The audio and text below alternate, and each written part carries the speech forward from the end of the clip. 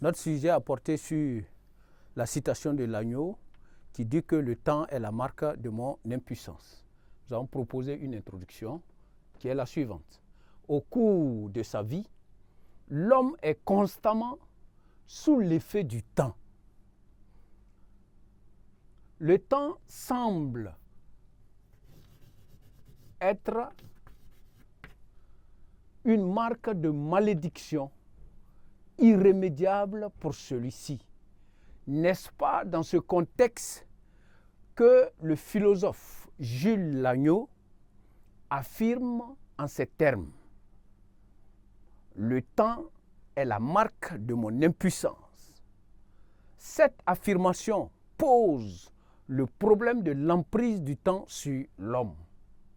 Ainsi, l'homme est-il condamné à subir le temps ou peut-il au contraire échapper à son emprise?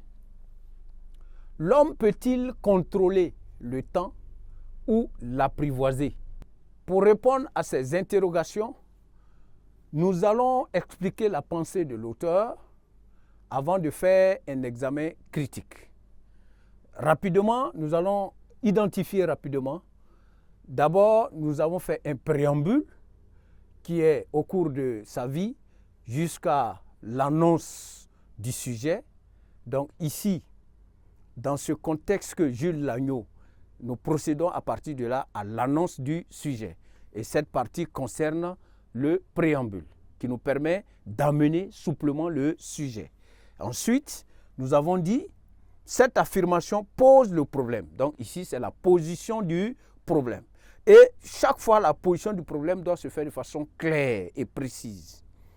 Ensuite, nous avons procédé à la problématique ou encore le questionnement. À partir de « ainsi, l'homme est-il condamné ?» Donc, nous avons posé des questions pour terminer maintenant par la présentation du plan. Et ça, c'est une forme de présentation du plan concernant effectivement le fait que si nous avons une citation, nous devons poser le plan en deux grandes parties, à savoir l'explication de la pensée, suivie de l'examen critique qui est la deuxième partie.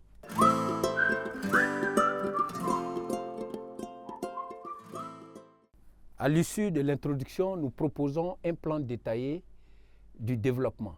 Et au niveau de l'axe 1, qui concerne absolument l'explication de la pensée de l'auteur, et ici l'explication de la pensée de Jules Lagneau, nous avons en argument 1, le temps est un phénomène contingent, car nous n'avons pas le don d'ubiquité, c'est-à-dire que nous n'avons pas la possibilité de nous retrouver dans deux endroits différents au même moment, compte tenu du temps. Le temps traduit, ici c'est bien sûr le temps traduit la finitude de la condition humaine.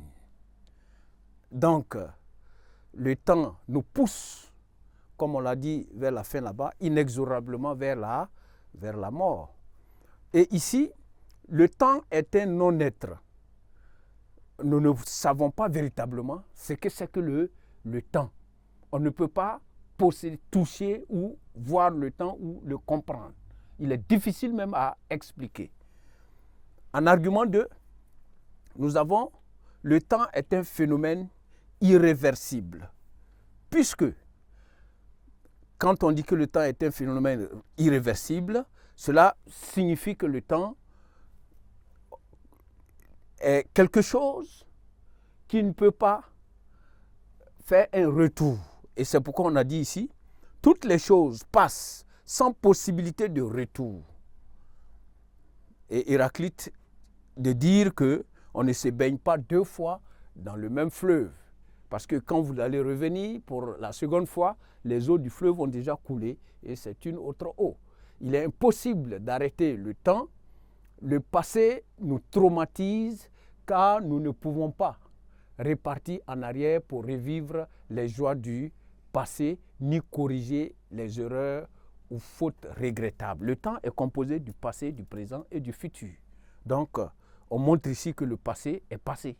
Nous n'avons pas la possibilité de repartir dans le passé. Quelles que soient les joies que nous avons vécues, c'est une bonne fois pour toutes.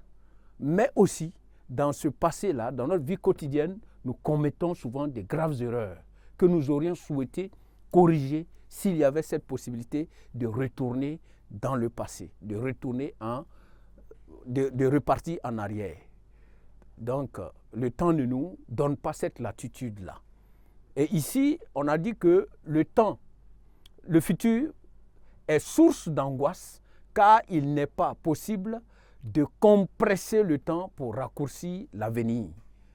Lorsque nous avons des choses intéressantes à faire dans le futur, où nous avons un certain nombre d'espoirs dans le futur, nous voulons que le temps s'empresse et que nous puissions y arriver très vite. Mais nous n'avons aucune possibilité d'agir sur le temps pour le raccourcir ou encore pour le rallonger. Le temps transforme notre liberté en fatalité. Cette idée rejoint celle d'un peu derrière. Donc le temps transforme notre liberté. On se croit libre dans le temps. Mais ce temps-là conduit sa marche infernale. Et elle nous conduit inexorablement vers la mort. Nous nous croyons libres, mais nous sommes sous l'emprise du temps qui agit sur nous à travers l'évolution que l'homme a dans sa vie, la naissance, l'évolution, l'âge adulte, adolescence, enfance, adolescence et l'âge adulte. Nous voyons les effets du temps sur notre corps, sur notre esprit et sur notre existence. Nous allons procéder maintenant à la deuxième partie. Pour passer à la deuxième partie, il faut toujours faire ce qu'on appelle une transition. Une transition avant de sauter une ligne pour passer à la seconde partie qui est l'examen critique. Donc nous allons passer à l'examen critique.